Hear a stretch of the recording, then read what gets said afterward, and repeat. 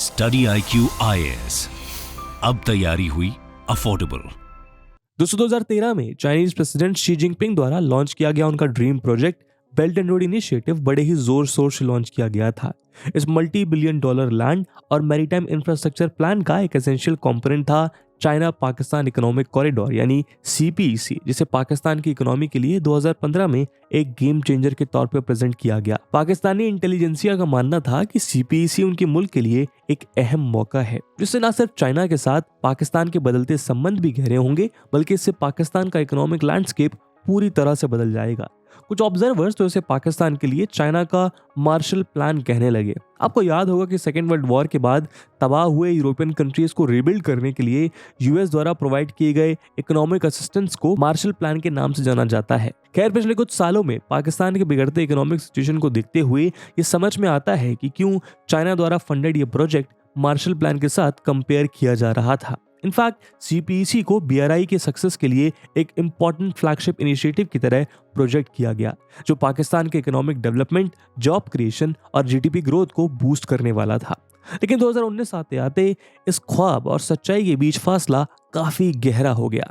पाकिस्तान को यह एहसास होने लगा कि इकोनॉमिक ट्रांसफॉर्मेशन के बजाय CPEC उसे इकोनॉमिक हार्डशिप की ओर ढकेल रहा है। इस रिपोर्ट में कोई खास प्रोग्रेस ना होने के चलते ऐसा कई रिपोर्ट में सामने आया, जिसमें यह साफ कहा गया कि CPEC ऑलमोस्ट एक स्टैंड स्टिल पे आ चुका है। फॉर एग्जाम्पल, जनवरी 2021 में ब्लूमबर्ग की एक रिपोर्ट में यह कहा गया कि BRI का यह फ्लैगशिप प्रोजेक्ट स्टॉल हो चुका है। इनफैक्ट चाइना और पाकिस्तान के लॉन्ग स्टैंडिंग कोऑपरेशन के बावजूद ऐसे बहुत ही कम चाइनीज बैक्ड इंफ्रास्ट्रक्चर प्रोजेक्ट्स हैं जिनको कंप्लीट किया गया है। उनमें से एक है चाइनीज डिजाइन्ड एक नया रिएक्टर, जिसे हाल ही में पाकिस्तान के प्राइम मिनिस्टर शहबाज शरीफ ने कराची न्यूक्लियर पावर प्लांट में अनवील किया है। चाइना द्वारा फंडेड इस $2.7 बिलियन यूनिट का कंस्ट्रक्शन पाकिस्तान की एनर्जी सिक्योरिटी को स्ट्रेंथन करने के लिए किया गया है और इस पर काम CPEC लॉन्च होने के 1 साल में शुरू किया गया था।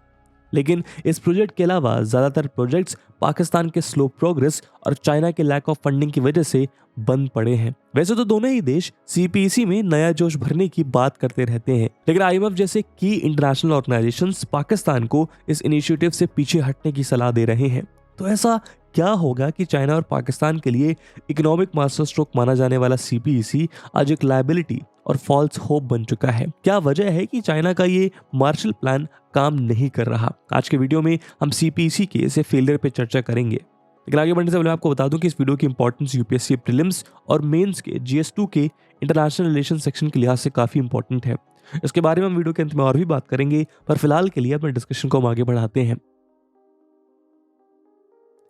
दोस्तों 2015 में लॉन्च किया गया CPEC 2 फेजेस में डिवाइडेड था। फेज 1 का फोकस था एनर्जी, इंफ्रास्ट्रक्चर और ग्वादर शहर और उसके पोर्ट का डेवलपमेंट। फेज 2 का टारगेट था special economic zones, industry enhancement, export orientation और सोशियो इकोनॉमिक डेवलपमेंट।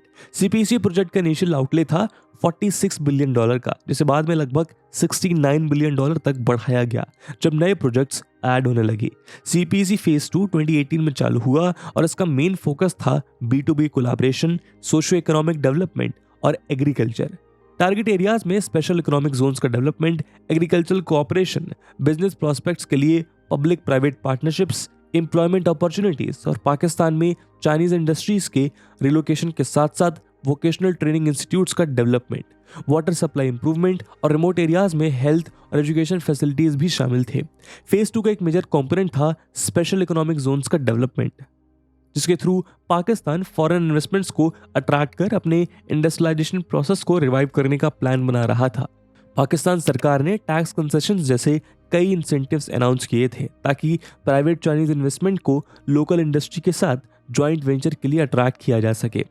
वैसे तो 9 प्रायोरिटी SEZs को आइडेंटिफाई किया गया था, लेकिन अब तक इनमें सिर्फ 4 में ही प्रोग्रेस रजिस्टर किया गया है। राशा का ये special economic zone, Dhabeji special economic zone, M3 industrial zone और Allama Iqbal special economic zone. Phase 2 के दूसरे टारगेट एरियाज जैसे एग्रीकल्चर में भी कोई डेवलपमेंट नहीं देखने को मिला है। CPEC से एक्सपेक्टेशन जितनी हाई रही है उतना ही लो उसका इम्पैक्ट। आज इसके पीछे के रीजंस को भी हम डिस्कस करते हैं।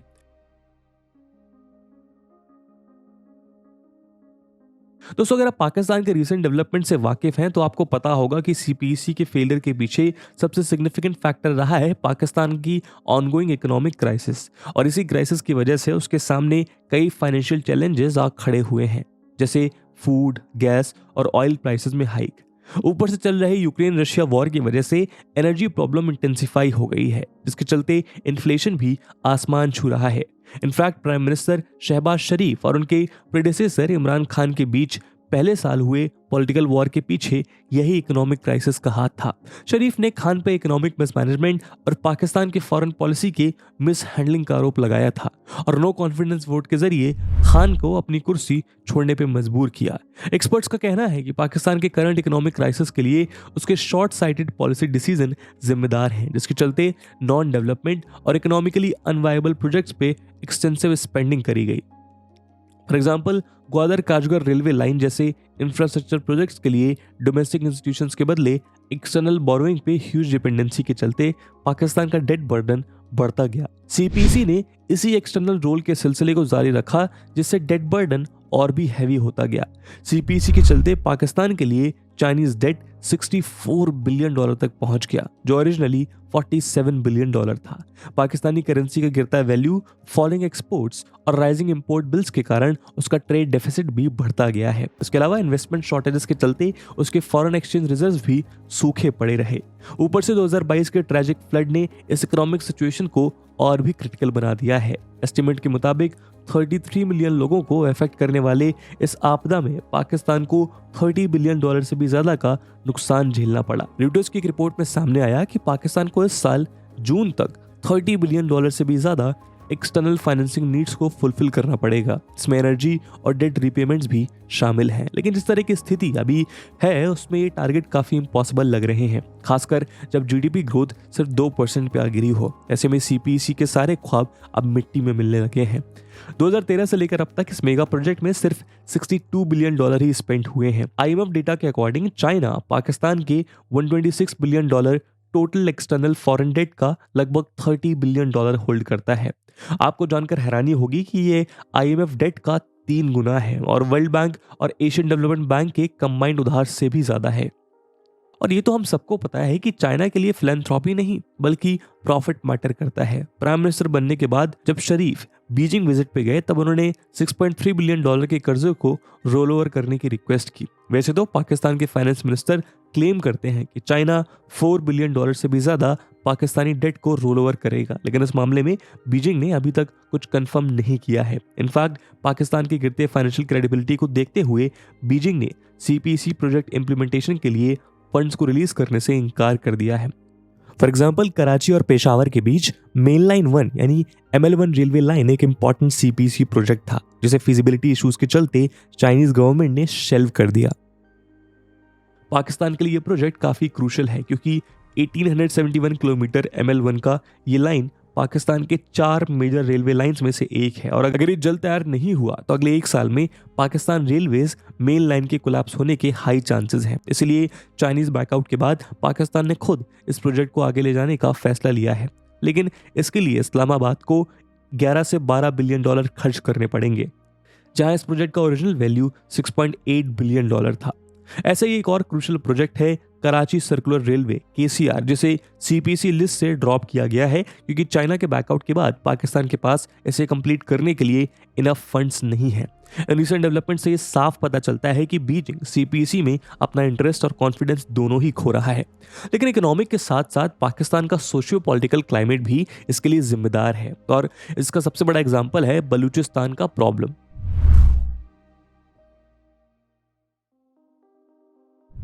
दोस्तों, पाकिस्तान के बलूचिस्तान प्रोविंस में चाइना के बढ़ते प्रेजेंस ने सीपीसी के खिलाफ ऑपरेशन को और भी इंटेंसिफाई कर दिया है।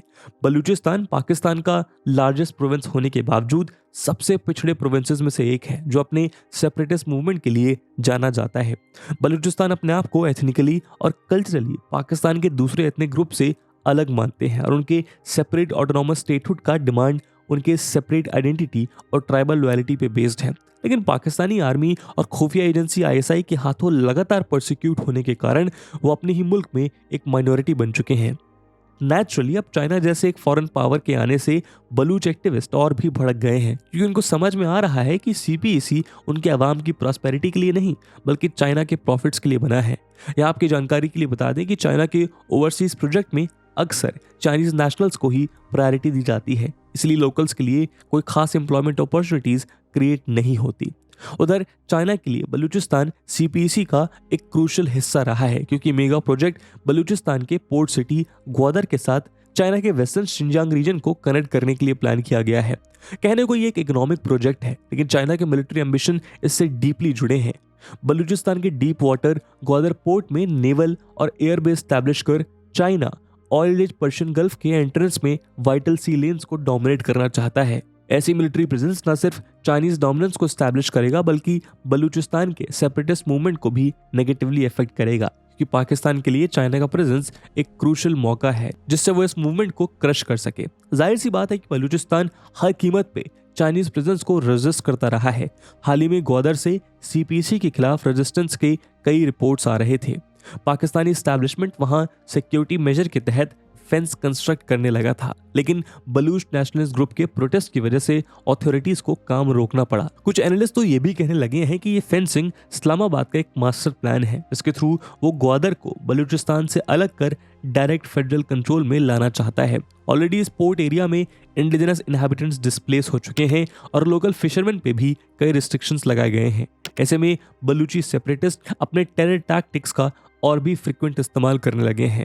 पिछले कुछ सालों में ग्वादर और दूसरी जगह चाइनीज इन्वेस्टमेंट को डिस्करेज करने बलूच सेपरेटिस्ट ने न सिर्फ पब्लिक प्रॉपर्टी को टारगेट किया बल्कि चाइनीज एम्प्लॉयज को भी निशाना बनाया है। फॉर एग्जांपल, इस साल जनवरी में बलूचिस्तान के बुलान एरिया में पैसेंजर ट्रेन को बलूचिस्तान लिबरेशन आर्मी द्वारा अटैक में डीरेल किया गया। इससे पहले भी चाइनीज कॉन्सुलेट और कराची यूनिवर्सिटी के अटैक्स में बलूची सेपरेटिस्ट का हाथ रहा है। एनालिस्ट की माने तो ये अटैक्स इन फ्यूचर और भी बढ़ सकते हैं, जिससे सीपीसी का सिक्योरिटी सिचुएशन पाकिस्तान और चाइना दोनों के लिए एक मेजर कंसर्न बन चुका है। यही नहीं, इन फ्रीक्वेंट अटैक्स के चलते अब इन दोनों देशों के संबंध पे भी सवाल उठ रहे हैं। दोस्तों, जहां इंफ्रास्ट्रक्चर स्लो डाउन चाइना पाक टाइज में एक सेटबैक की तरह देखा जा रहा है, वहीं डिप्लोमेटिक स्टेज में भी ऑब्जर्वर्स इन दोनों अलाइज के बीच दरार की निशान देख पा रहे हैं। पिछले साल वर्चुअल ब्रिक्स समिट की साइडलाइंस में जब इंडिया ने पाकिस्तान को एक हाई लेवल मीटिंग्स एक्सक्लूड करने का डिसीजन लिया, तो चाइना ने इस मूव को अपोज नहीं किया। एनालिस्ट के लिए ये एक सिग्निफिकेंट साइन है, क्योंकि इससे पहले चाइना हमेशा पाकिस्तान के फेवर में ही रहा है। उनका कहना है कि बीजिंग इस्लामाबाद के नए सरकार को एक अनस्टेबल और अनरिलायबल पार्टनर की तरह देखता है। पाकिस्तान के इकोनॉमिक फेलियर के साथ साथ बिगड़ते सिक्योरिटी सिचुएशन को कंट्रोल करने की नाकामयाबी के चलते चाइना पाकिस्तानी एस्टैब्लिशमेंट से काफी तंग होती हुई नजर आ रही है। पाकिस्तान में मौजूद ऑर्डिनरी चाइनीज सिटीजन से लेकर हाई लेवल चाइनीज ऑफिशियल्स तक के खिलाफ किए गए अटैक्स ने चाइनीज एस्टैब्लिशमेंट की नींद हराम कर दी है। पिछले साल नवंबर में जब शरीफ ने शी जिनपिंग से मुलाकात की, तब चाइनीज फॉरेन मिनिस्टर ने अपने स्टेटमेंट में कहा कि शी ने पाकिस्तान में चाइनीज नेशनल्स की सेफ्टी को लेकर कंसर्न जाहिर किया है। लेकिन ऐसा नहीं है कि चाइना पाक टाइज सीरियसली खराब हो चुके हैं। आज भी पाकिस्तान में चाइनीज लोन्स का इनफ्लो जारी है। हालांकि इनमें से सभी इंफ्रा प्रोजेक्ट्स के लिए नहीं है। 2018 और 2022 के बीच पाकिस्तान ने चाइना से करीब $22 billion short term loans receive किए। यही नहीं, लास्ट ईयर जून में चाइना ने $2.3 बिलियन का एक नया लोन डिस्काउंटेड इंटरेस्ट रेट में ऑफर किया। एक्सपर्ट्स का मानना है कि चाइना इस्लामाबाद में एक स्टेबल गवर्नमेंट के साथ एंगेजमेंट चाहता है, और वैसे भी सिविलियन गवर्नमेंट चाहे किसी की भी हो, चाइना जैसे की पार्टनर के साथ पाकिस्तान की मिलिट्री अपने टाइज को सिक्योर करने में लगी रहेगी। इसके अलावा करंट जियोपॉलिटिकल सिनेरियो में इंडिया और यूएस के बढ़ते सिक्योरिटी टाइज और अपने कॉमन राइवल इंडिया को लेकर कंसर्न के चलते चाइना और पाकिस्तान का अलायंस इनविटेबल है। ऊपर से यूएस चाइना कंपटीशन पाकिस्तान और यूएस के कोऑपरेशन को भी अफेक्ट कर रहा है, जिसके चलते इस्लामाबाद बीजिंग पे इकोनॉमिक और सिक्योरिटी असिस्टेंस के लिए डिपेंडेंट होता जा रहा है। ऐसे में क्या सीपीईसी के लिए कोई आशा की किरण दिख रही है? दोस्तों, आप सब ने स्टडी आईक्यू के फाउंडेशनल बैचेस को बेशुमार प्यार और भरोसा दिया, और इसी ट्रस्ट, इसी जीत की तैयारी को कंटिन्यू रखने के लिए अब स्टडी आईक्यू ने प्रण लिया है कि यूपीएससी सीएससी 2024 में आपको अपने कंपटीशन से आगे रखने के लिए और आपके सिलेक्शन को इंश्योर करने के लिए स्टडी आईक्यू अपना live foundation pre plus mains batch लेके आया है 2024 यूपीएससी एग्जाम के लिए। इन बैचेस में दोस्तों आपकी तैयारी के हर एक डायमेंशन को एक्सटेंसिवली कवर किया जाएगा और इसके लिए आपको मिलेगा 1000+ आवर्स का लाइव कंटेंट, जिसमें एनसीईआरटी से लेकर रेफरेंस बुक, प्रीलिम्स के लिए प्रैक्टिस क्वेश्चंस, मेंस के answer writing practice, weekly revision test, handwritten notes और आपकी प्रिपरेशन में हर कदम आपके साथ चलने के लिए 1-to-1 मेंटोरशिप। और दोस्तों ये सब कुछ आपको मिलेगा 18,999 के सुपर डिस्काउंटेड प्राइस पे अगर आप AG live coupon code use करते हैं। इन बैचेस में एडमिशन की लास्ट डेट 28 फरवरी है, जिसमें क्लासेस की टाइमिंग मॉर्निंग 8 AM रहेगी। तो अब आप भी पूरे देश के एस्पिरेंट्स के साथ बोलिए कि आप तैयारी हुई अफोर्डेबल स्टडी IQ के साथ। दोस्तों ये साल बेल्ट एंड रोड इनिशिएटिव की 10th एनिवर्सरी है और इन 10 सालों में इस प्रोजेक्ट के कई चेहरे सामने आए हैं। जैसा कि आपने देखा, इसके सबसे बड़े कंपोनेंट CPEC ऐसे मेजर सेटबैक से गुजर रहा है कि आज इसके फेलियर की चर्चे हो रहे हैं। जहाँ तक इंडिया की बात है तो शुरू से ही इंडिया BRI को अपोज करता आया है, क्योंकि वो चाइना की डेड ट्रैप डिप्लोमेसी को बखूबी जानता है। CPEC को लेकर उसका सबसे बड़ा ऑपरेशन ये रहा है कि पाकिस्तान ऑक्युपाइड कश्मीर से गुजरने वाला ये प्रपोज रोड और रेल लिंक इंडिया की सोवर्निटी और टेरिटोरियल इंटीग्रिटी को वायलेट करता है। इंडिया के इस रेजिस्टेंस के चलते चाइना और पाकिस्तान थर्ड पार्टीज को इन्वॉल्व करने की कोशिश करते आ रहे हैं। कई एनालिस्ट का मानना है कि वैसे भी फाइनेंशियल प्रॉब्लम के चलते थर्ड पार्टीज का इन्वॉल्वमेंट CPEC प्रोजेक्ट में एक नेसेसिटी बन चुका है। चाइनीज डेट का शिकार हुए दूसरे एशियन कंट्रीज में से पाकिस्तान सबसे ज्यादा वल्नरेबल है और चाइना के साथ कोई भी मिसएडवेंचर उसे भारी पड़ सकता है। वैसे तो दोनों देश इस कोशिश में लगे हुए हैं कि CPEC को ग्लोबल इन्वेस्टमेंट के लिए ओपन कर दिया जाए, लेकिन अब तक इसमें कोई खास रिस्पॉन्स आया नहीं है। Saudi Arabia, Qatar, Turkey, Kyrgyzstan और रशिया CPEC में इन्वेस्ट करने के लिए रेडी नहीं है और एनालिस्ट की माने तो नियर फ्यूचर में भी कोई पॉजिटिव रिस्पॉन्स मिलना मुश्किल है। ऐसे में समझदारी इसी में होगी कि चाइना और पाकिस्तान दोनों CPEC के अपने एक्सपेक्टेशंस को लोअर कर दें। लार्जर BRI प्रोजेक्ट की तरह चाइना को ये रियलाइज हो रहा है कि पाकिस्तान जैसे पुअर और डेवलपिंग नेशंस को अट्रैक्टिव लोन्स देकर वो कहीं ना कहीं अपनी लायबिलिटी को भी बढ़ा रहा है, जो उसके स्ट्रैटेजिक गेन्स को भी अल्टीमेटली अफेक्ट कर रही हैं। ऐसे एम्बिशन मॉडल को सस्टेन करना अल्टीमेटली पॉसिबल नहीं होता, क्योंकि ये रीजनल और ग्लोबल इकोनॉमिक और पॉलिटिकल इंस्टेबिलिटी जनरेट करते हैं और पाकिस्तान में CPEC का फेलियर इसी ट्रेंड को दर्शाता है। तो इस मुद्दे पे आपका क्या ओपिनियन है? क्या आपको CPEC और BRI का कोई भविष्य दिखता है? कमेंट सेक्शन में जरूर बताइएगा। और जैसा हमने वीडियो के पहले भाग में बताया कि इस वीडियो की इंपॉर्टेंस UPSC मेंस के लिहाज से काफी ज्यादा है और उसी इंपॉर्टेंस को देखते हुए एक सवाल हम आपके लिए छोड़कर जा रहे हैं, जिसको आपको कमेंट सेक्शन में आंसर करना है। The question is, discuss the future of CPEC amidst Pakistan's deteriorating security climate. And with this question my friends, that's it for the video. I hope आपको वीडियो पसंद आई होगी और अगर पसंद आई है तो अपने दोस्तों के साथ शेयर करना मत भूलिएगा। मिलते हैं अगले वीडियो में, तब तक के लिए जय हिंद, जय भारत। स्टडी IQ IAS, अब तैयारी हुई अफोर्डेबल।